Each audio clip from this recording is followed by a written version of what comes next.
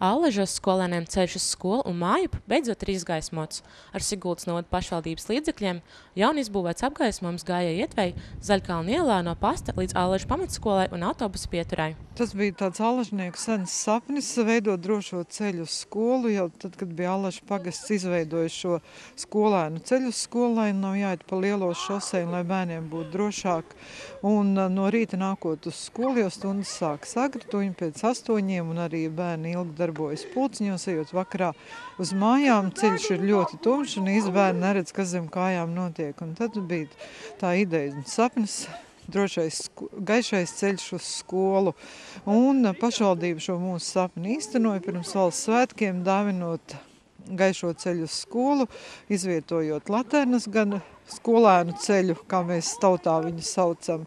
Un tātad laternas arī pēc iedzīvotāja lūguma pagasta centrā izvietoja. Un tāds ļoti mīļš un jauks pasākums pirms pirmās advents bija domas dāvana skolēniem. Tātad Ziemassvētku rotājums, skaistas dekorācija bumbas klāt pie laternām.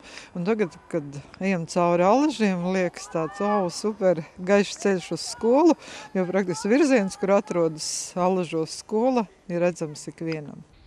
Jau oktobra beigās laternas tika izvietotas posmā no pasta līdz skolai, bet gada nogalē apgaismojuma uzstādīšanas darbi tika pilnībā pabeigti arī lielākajā gājēju intensitātes zonā no pasta līdz pēdējai daudzdzīvokļu ēkai.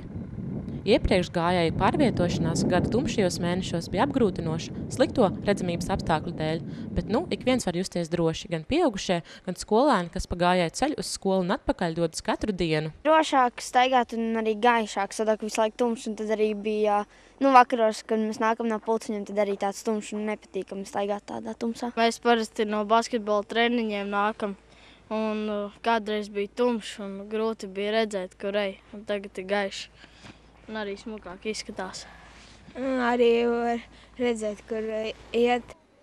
Jauni izveidotais apgaismojums ieslēdz pēc Siguldas novadā noteiktā grafika. Darba dienās apgaismojums ir ieslēgts no tumsas iestāšanās līdz pusnaktī, bet atkal ieslēdz 5 no rīta un turpina spīdēt līdz gaismai. Taču brīvdienās gājēju ceļš ir apgaismots visu nakti.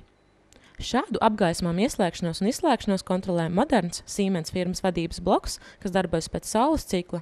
Naktī viena fāze degs, atlikušās pusnaktī tiks izslēgtas. Apgaismojuma izbūve kopumā izmaksājas aptuveni 23 000 latu no pašvaldības budžeta.